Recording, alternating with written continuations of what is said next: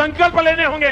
जैसे petrol diesel का संयम से इस्तेमाल करना, शहरों में जहां मेट्रो है वहां हम तय करें कि हम मेट्रो का ही उपयोग करेंगे। अगर कार में ही जाना जरूरी है तो फिर कार पुल करने का प्रयास करें। अगर हमें कहीं सामान भेजना हो तो कोशिश करनी है रेलवे की सर्विसेज से भेजें। साल भर तक घर में कोई भी फंक्शन हो, सोना नहीं खरीदेंगे। Work from home, virtual meeting, इनको हमें फिर कोशिश है। तो चलिए इस पूरी स्थिति की परतों को ना एक एक करके हटाते हैं। अभी हाल ही में वडोदरा और सिकंदराबाद के कार्यक्रमों में प्रधानमंत्री ने ये बहुत ही विस्तृत अपील की। हाँ। उन्होंने कोविड-19 के दौरान जो हमने एकजुटता दिखाई थी उसकी याद दिलाई और सिर्फ वर्क फ्रॉम होम या सोने की बात नहीं की। और क्या कहा उन्होंने? उन्होंने खाद्य तेल यानी जो हमारा एडिबल ऑयल है उसके उपयोग में 10% और जो रासायनिक उर्वरक होते हैं केमिकल फर्टिलाइजर्स, हाँ, खेती वाले, हाँ, उनमें 25 से 50% तक की कटौती का आग्रह किया। मतलब ये समझना बहुत जरूरी है कि आखिर वो कौन सा ट्रिगर पॉइंट था जिसने सरकार को सीधे हमारी डाइनिंग टेबल और खेतों तक पहुंचने पर मजबूर कर दिया। तो अब तो मैं बताता हूँ इसका ट्रिगर पॉइंट। इस पूरी घटना का जो केंद्र है ना, वो 28 फरवरी को पश्चिमी एशिया में हुआ वो घटनाक्रम है। अच्छा, वो ईरान वाला? बिल्कुल। जब ईरान पर अमेरिका और इजराइल के संयुक्त हमलों ने ना एक बहुत बड़े क्षेत्रीय संकट को जन्म दे दिया। अब देखो, जब भी इस तरह के ऐसे रणनीतिक इलाकों में युद्ध भड़कता है तो उसका सीधा असर ग्लोबल सप्लाई चेन्स पर पड़ता है। जाहिर सी बात है, रास्ते बंद हो जाते होंगे। हाँ, और जो समुद्री रास्तों से गुजरने वाले मालवाहक जहाज होते हैं ना, उनके इंश्योरेंस प्रीमियम रातों रात बढ़ जाते हैं। सुरक्षा के डर से जहाजों को लंगे रास्ते तय करने पड़ते हैं। ओहो। और सबसे बड़ी बात, कच्चे तेल यानी क्रूड ऑयल की आपूर्ति बाधित होने का डर ना पूरी दुनिया के बाजारों में पैनिक पैदा कर देता है। और सी पैनिक में दाम बढ़ जाते हैं। एग्जैक्टली। कच्चे तेल की कीमतें इंटरनेशनल मार्केट में जिस तेजी से भागी है ना, उसने भारत जैसी तेजी से बढ़ती अर्थव्यवस्था के सामने एक बहुत ही गंभीर ढांचागत संकट खड़ा कर दिया है। इसको हम एक अलग एनालॉजी से भी समझ सकते हैं। मुझे लगता है देश की अर्थव्यवस्था ना असल में एक विशाल प्रीपेड फॉरेक्स ट्रैवल कार्ड की तरह काम करती है। प्रीपेड फॉरेक्स कार्ड मतलब वो जो हम विदेश जाते हुए ले जाते हैं? हाँ, वही। अब सोचिए, जब भी देश के भीतर कोई नागरिक पेट्रोल पंप पर 1 लीटर ईंधन डलवाता है या बाहर से आया कोई सामान खरीदता है तो वो अनजाने में ही उस राष्ट्रीय प्रीपेड कार्ड को स्वैप कर रहा होता है। अरे वाह, क्या सही तरीके से समझाया आपने, है ना? तो अगर इंटरनेशनल मार्केट में उस तेल की कीमत अचानक दुगनी हो जाए तो हमारे कार्ड का जो बैलेंस है यानी हमारा जो डॉलर रिजर्व है वो दुगनी तेजी से खत्म होने लगेगा। बिल्कुल। ये एनालॉजी इस पूरी मशीनरी को बहुत सटीकता से समझाती है। इसी से जुड़ता है प्रधानमंत्री का वो लोकल के लिए वोकल वाला नारा, या फिर जो वो विदेशी डेस्टिनेशन वेडिंग्स से बचने का आग्रह करते हैं, वे असल में उसी विदेशी मुद्रा के तेज भाव को रोकने की रणनीति पर काम कर रहे हैं। तो मतलब जब हम बाहर जाते हैं तो वो कार्ड स्वाइप हो रहा है? एकदम सही। जब कोई परिवार मान लीजिए इटली या दुबई में जाकर शादी करता है या कोई बहुत महंगा विदेशी लग्जरी प्रोडक्ट खरीदता है तो वो उस राष्ट्रीय प्रीपेड कार्ड से लाखों डॉलर सीधे दूसरे देशों की अर्थव्यवस्था में ट्रांसफर कर रहा है। और इस संकट के समय में हमें वो डॉलर चाहिए। हाँ ना, जब देश को अपना हर एक डॉलर कच्चे तेल जैसी बुनियादी जरूरत को पूरा करने के लिए बचा कर रखना है तो विदेशी मुद्रा का ये रिसाव या लीकेज बहुत बड़ा खतरा बन जाता है। अच्छा, तो सरकार डॉलर बचाने की कोशिश कर रही है, ये तो समझ में आता है। विदेश यात्राएं टालना या डेस्टिनेशन वेडिंग रोकना, इससे विदेशी मुद्रा बचती है। पर यार, इन सबसे जो डॉलर बचेगा वो तो बहुत छोटी रकम होगी ना। जो सबसे बड़ा जो छेद है हमारी जेब में वो तो कच्चा तेल है। बिल्कुल। और यहीं पे वो भारी भरकम शब्द आता है जिसे हम करंट अकाउंट डेफिसिट या कैड कहते हैं। तो ये कैड का गणित थोड़ा समझाइए ना। मैं समझाता हूँ। करंट अकाउंट डेफिसिट या कैड का बुनियादी सिद्धांत बड़ा सिंपल है। कोई देश दुनिया से कितना पैसा कमा रहा है जो हम एक्सपोर्ट करते हैं, हाँ, निर्यात और रेमिटेंस के जरिए, और दुनिया को कितना पैसा चुका रहा है आयात के जरिए, उन दोनों के बीच का अंतर ही कैड है। अगर हम कम रहे हैं और खर्च ज्यादा कर रहे हैं तो ये घाटा बढ़ने लगता है। तो अभी के डेटा के हिसाब से स्थिति क्या है? अभी की स्थिति बहुत क्रिटिकल है। कच्चे तेल की कीमत जो नॉर्मल दिनों में $70 प्रति बैरल के आसपास रहती थी, वो उछलकर $126 तक पहुंच गई। बाप रे, $126? हाँ। और ब्रेंट क्रूड $105 के पार ट्रेड करने लगा। और हमारी सबसे बड़ी समस्या क्या पता है? भारत अपनी कुल तेल खपत का लगभग 85% हिस्सा बाहर से आयात करता है। 85%? मतलब हम पूरी तरह से डिपेंडेंट हैं। बिल्कुल। लेकिन यहाँ एक सवाल मेरे दिमाग में आ रहा है। अगर इंटरनेशनल मार्केट में तेल $126 प्रति बैरल हो गया है, तो हमारे यहाँ पेट्रोल पंपों पर कीमतें रातों रात दोगुनी क्यों नहीं हो गई? यही तो कैच है। मतलब आम इंसान को तो वो झटका तुरंत महसूस ही नहीं हुआ ना। और यही वो जगह है जहाँ पूरी मैक्रो इकोनॉमिक मशीनरी एकदम दबाव में आ जाती है। कीमतें इसलिए नहीं बढ़ी क्योंकि भारत की जो तेल विपणन कंपनियां हैं, ऑयल मार्केटिंग कंपनीज, जैसे इंडियन ऑयल और भारत पेट्रोलियम, हाँ, IOC, BPCL, HPCL, इन्होंने उस झटके को खुद पर ले लिया। सरकार के निर्देश कह लीजिए या नीतियां, इन कंपनियों ने कंज्यूमर प्राइसेस में तुरंत भारी वृद्धि नहीं की। तो नुकसान कौन झेल रहा है? कंपनियां। जो हमारे पास डेटा है ना, उसके अनुसार इन कंपनियों को पेट्रोल पर, ध्यान से सुनेगा, 24 रुपए प्रति लीटर और डीजल पर 30 रुपए प्रति लीटर का भारी नुकसान उठाना पड़ रहा है। क्या बात कर रहे हैं? 30 रुपए प्रति लीटर? हाँ, और कुल मिलाकर ये नुकसान, मतलब जो अंडर रिकवरीज हैं, हर महीने लगभग 30,000 करोड़ रुपए का है। ओह माय गॉड, 30,000 करोड़ हर महीने! ये कोई छोटी रकम नहीं है। जब सरकार और कंपनियां इतना बड़ा बिल डॉलर में चुकाती हैं, तो वित्तीय वर्ष 2026 की अक्टूबर-दिसंबर तिमाही में ही हमारा कैट बढ़कर $13.2 बिलियन हो गया, जो कि GDP का एक बहुत बड़ा हिस्सा होगा। हाँ, ये हमारी GDP का 1.3% है।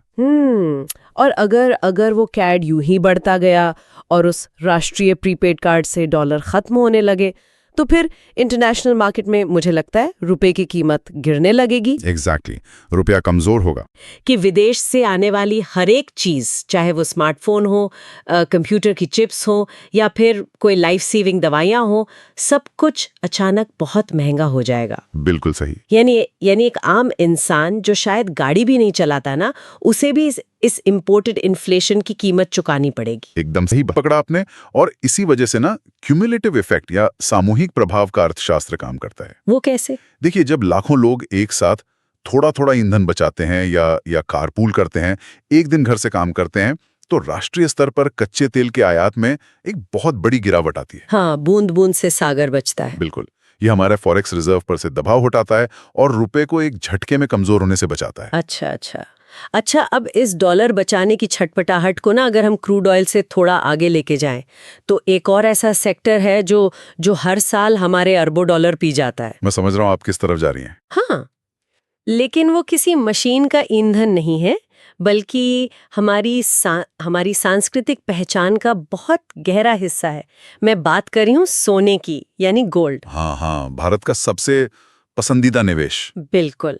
रिपोर्ट बताती है कि अप्रैल-फरवरी के बीच सोने का आयात 29% बढ़कर $69 बिलियन हो गया है। $69 बिलियन? हाँ, और प्रधानमंत्री ने स्पष्ट रूप से अपील की है कि लोग 1 साल तक शादियों के लिए सोना ना खरीदें।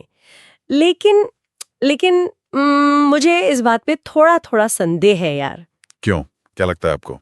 देखिए, भारत में शादियां सोने के बिना तो सोची भी नहीं जा सकती। और जब भी दुनिया में कोई संकट आता है, तो लोग शेयर बाजार से पैसा निकालकर उसे सोने जैसी सुरक्षित संपत्ति में लगाते हैं। सेफ हेवन एसेट बोलते हैं ना? हाँ, बिल्कुल बोलते हैं। तो क्या महज सिर्फ एक भाषण या अपील से पीढ़ियों पुरानी ये मनोवैज्ञानिक आदत बदल जाएगी? मुझे तो नहीं लगता। देखो, ये ना अर्थशास्त्र और ह्यूमन साइकोलॉजी के बीच का एक बहुत ही क्लासिक टकराव है। हमारे श्रोतों में LKP सिक्योरिटीज के जतिन त्रिवेदी हैं। अच्छा। और नटवरलाल एंड सन्स के समीर दलाल जैसे बाजार विशेषज्ञ हैं। उनका भी विश्लेषण हमारे पास है। तो वो क्या कहते हैं? उनका स्पष्ट मानना है कि लंबी अवधि में सोने के प्रति भारतीयों का जो आकर्षण है ना, वो खत्म नहीं होने वाला है। सोना हमारे यहाँ एक कल्चरल सेफ्टी नेट है। वही तो मैं कह रहा हूँ। लेकिन वे ये भी समझाते हैं कि इस समय बाजार में 2 ताकतें एक साथ काम कर रहे हैं। कौन से 2 ताकतें? एक तरफ सरकार की अपील है और दूसरी तरफ सोने की आसमान छूती कीमतें। इन दोनों के कॉम्बिनेशन से ना लोगों की खरीदारी का तरीका जरूर बदलेगा। तो मतलब वैल्यू और वॉल्यूम का गणित बदल जाएगा? बिल्कुल। कैसे? जैसे मान लीजिए कि किसी परिवार ने शादी में गहनों के लिए 5 लाख रुपए का बजट तय किया था। ठीक है। तो वे अब भी 5 लाख रुपए ही खर्च करेंगे। लेकिन क्योंकि सोने की कीमत बहुत ज्यादा बढ़ चुकी है, इसलिए उस 5 लाख में अब पहले के मुकाबले काफी कम क्वांटिटी में सोना आएगा। सटीक विश्लेषण, एकदम सटीक। परिवार अपना बजट नहीं बढ़ाएंगे बल्कि सोने का वजन कम कर देंगे। हाँ, तो खर्चा वहीं रहा पर डिमांड घट गई। और इसके अलावा जो लोग सिर्फ इन्वेस्टमेंट के नजरिए से एक्स्ट्रा सोना खरीदकर ऐसी लॉकर में रखते थे ना, वे शायद इस अपील और बढ़ी हुई कीमतों को देखकर कुछ समय के लिए रुक जाएं। होल्ड कर लें। हाँ, तो सरकार का लक्ष्य सोने की बिक्री को शून्य करना नहीं है, बल्कि उस $69 बिलियन के बिल को ना किसी तरह नीचे लाना है, ताकि हमारे फॉरेक्स रिजर्व को थोड़ी सांस लेने की जगह मिल सके। अच्छा, सोना ना खरीदना या कारपूल करना, ये तो इंडिविजुअल फैसले हैं। लेकिन तेल की खपत को अगर हमें बड़े पैमाने पर, मतलब लिटरली लाखों लीटर रोज के हिसाब से कम करना है, तो एक ढांचागत बदलाव की जरूरत होती है। स्ट्रक्चरल शिफ्ट चाहिए। बिल्कुल चाहिए। और यहीं से वर्क फ्रॉम होम की उस बड़ी बहस की फिर से वापसी होती है। ओह हाँ, WH। पिछले 2 सालों से कॉर्पोरेट जगत में एक अलग ही खींचतान चल रही थी ना। Amazon और TCS जैसी जो दिग्गज कंपनियां हैं, वो अपने एम्प्लॉयज को वापस ऑफिस बुलाने के लिए, मतलब रिटर्न टू ऑफिस के लिए बड़े कड़े नियम लागू कर रही थी। हाँ, उन्होंने तो मैंडेटरी कर दिया था। उनका तर्क था कि साथ बैठकर काम करने से प्रोडक्टिविटी बढ़ती है, इनोवेशन बढ़ता है। लेकिन अब वही कॉर्पोरेट इंडिया इसे एक बिल्कुल अलग चश्मे से देख रहा है। कैसे? जोहो के प्रमुख हैं श्रीधर वेम्बू। हाँ, मैंने उनका बयान पढ़ा था। उनका बयान इस संदर्भ में बहुत अहम है। उन्होंने प्रधानमंत्री की अपील का समर्थन करते हुए स्पष्ट किया कि उनकी कंपनी पूरी तरह से ऑफिस लौट आई थी। अच्छा, सब वापस आ गए थे। हाँ, लेकिन अब वे WFH पर पुनर्विचार करेंगे। वेम्बू ने न सिर्फ डीजल बचाने की बात की, बल्कि प्रधानमंत्री द्वारा सुझाई गई प्राकृतिक खेती का भी समर्थन किया। Natural farming. हाँ, जो रासायनिक उर्वरकों पर निर्भरता कम करती है, जिसका सीधा कनेक्शन फिर से हमारा इंपोर्ट बिल कम करने से है। हाँ, सब कुछ आपस में जुड़ा हुआ है। लेकिन अगर हम कानूनी और प्रैक्टिकल लेवल पर बात करें तो ये कितना संभव है? क्या मतलब महामारी के दौरान तो सरकार के पास एक लीगल फ्रेमवर्क था ना। हाँ। तब उन्होंने डिजास्टर मैनेजमेंट एक्ट 2025 और एपिडेमिक डिजीज एक्ट 1897 का यूज करके पूरे देश को लिटरली घर के अंदर कर दिया था। हाँ, वो तो इमरजेंसी सिचुएशन थी। लेकिन आज की तारीख में भारतीय श्रम कानूनों के तहत, यानी हमारे लेबर लॉज में, वर्क फ्रॉम होम का कोई वैधानिक अधिकार या स्टैट्यूटरी राइट तो है नहीं है। तो वर्तमान में जो अपील की गई है वो तो सिर्फ एक एडवाइजरी है ना। ये कानूनी वास्तविकता ना बहुत महत्वपूर्ण है। अभी केवल मैटरनिटी बेनिफिट एक्ट और विकलांग व्यक्तियों के अधिकार अधिनियम के तहत ही घर से काम करने की कुछ विशेष छूट दी गई है, बस इन्हीं 2 में। हाँ, इसके अलावा किसी भी एम्प्लॉय के पास ये कानूनी अधिकार नहीं है कि वो घर से काम करने की मांग कर सकें, जब तक कि ये नियम उनके एम्प्लॉयमेंट कॉन्ट्रैक्ट में एकदम स्पष्ट रूप से न लिखा हो। अरे, तो ये तो बिल्कुल मतलब जिम की मेंबरशिप लेने जैसा हुआ ना। वो कैसे? देखिए, सेहत के लिए जिम जाना बहुत अच्छा है ना? बिल्कुल। डॉक्टर भी सलाह दे रहा है कि भाई जिम जाइए। लेकिन जब तक आपके पास जिम की मेंबरशिप का एग्रीमेंट नहीं है, आप जिम के मालिक को मजबूर तो नहीं कर सकते कि वो आपको अंदर आने दे। हाँ, क्या बात है, एकदम सही उदाहरण दिया आपने। और यहाँ एक और पेच है यार। क्या ये अपील मतलब उन कर्मचारियों के लिए एक परफेक्ट बहाना नहीं बन गई है जो वैसे भी ऑफिस के ट्रैफिक में अपना समय बर्बाद नहीं करना चाहते थे? हाँ, ये तो है। और दूसरी तरफ कंपनियों का एक बहुत बड़ा संक कॉस्ट फंसा हुआ है। रियल एस्टेट वाला। हाँ, उन्होंने करोड़ों रुपए रियल एस्टेट की लीज पर फंसा रखे हैं। वे अपने उन खाली पड़े बड़े बड़े दफ्तरों का किराया भर रहे हैं। और डेटा सिक्योरिटी का टेंशन अलग है। बिल्कुल, डेटा सिक्योरिटी का खतरा और टीम कोलैबोरेशन में आने वाली कमी, ये कंपनियों के लिए एक बहुत अलग चिंता का विषय है। देखो, कॉर्पोरेट इंडिया ना इसी दुविधा में फंसा है। राष्ट्रीय हित और मैक्रो इकोनॉमिक्स अपनी जगह हैं, लेकिन किसी भी कंपनी की अपनी बैलेंस शीट और उसके स्टेक होल्डर्स की मांगे भी तो होती हैं ना। तो फिर बीच का रास्ता क्या है? मुझे लगता है कि पूरी तरह से 100% घर से काम करने के बजाय कंपनियां शायद हाइब्रिड मॉडल की ओर लौटें, जहां हफ्ते में कुछ दिन ऑफिस, कुछ दिन घर। इस तरह से वे सरकार की अपील का सम्मान भी कर सकेंगी और अपनी बिजनेस की जरूरतों को भी बैलेंस कर पाएंगी। अच्छा, अब जब राष्ट्रीय स्तर पर इतने बड़े नीतिगत बदलाव की बात होती है ना, जिसमें सीधे आम जनता से उनके रोजमर्रा के फैसलों में बदलाव की उम्मीद की जाए, हाँ। तो वहां अर्थशास्त्र का राजनीति से टकराना तो एकदम तय है। पॉलिटिक्स तो होगी ही, बिल्कुल होगी। लेकिन यहाँ आगे बढ़ने से पहले ये स्पष्ट करना बेहद जरूरी है कि इस चर्चा में हमारा उद्देश्य ना किसी भी वामपंथी यानी लेफ्ट विंग या दक्षिणपंथी यानी राइट विंग राजनीतिक विचारधारा का समर्थन करना बिल्कुल नहीं है। एकदम सही। हम पूरी तरह से न्यूट्रल हैं। हमारा काम केवल उन तर्कों का आर्थिक और तार्किक विश्लेषण करना है जो हमारे सोर्सेज में अलग अलग राजनीतिक दलों द्वारा दिए गए हैं। हाँ, और ये निष्पक्षता आवश्यक भी है, क्योंकि हर राजनीतिक दल ना इन आर्थिक आंकड़ों का अपनी तरह से अपने फायदे के लिए इंटरप्रिटेशन करता है। तो विपक्ष क्या कह रहा है? विपक्ष की ओर से राहुल गांधी ने इस अपील को सीधे तौर पर सरकार की विफलता का प्रमाण बताया है। अच्छा। उनका तर्क ये है कि जनता पर यह जिम्मेदारी डालना कि वे क्या खरीदें और क्या ना खरीदें, असल में सरकार द्वारा अपनी जवाबदेही से, अपनी अकाउंटेबिलिटी से भागने का एक तरीका है।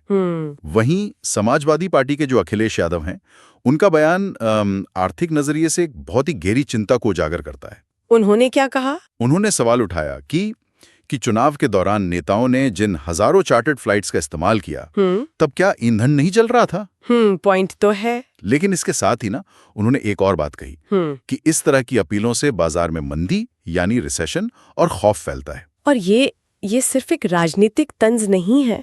नहीं। अगर हम इसके पीछे के अर्थशास्त्र यानी कंज्यूमर सेंटिमेंट को समझे ना, तो बात कुछ और ही निकलती है। कैसे?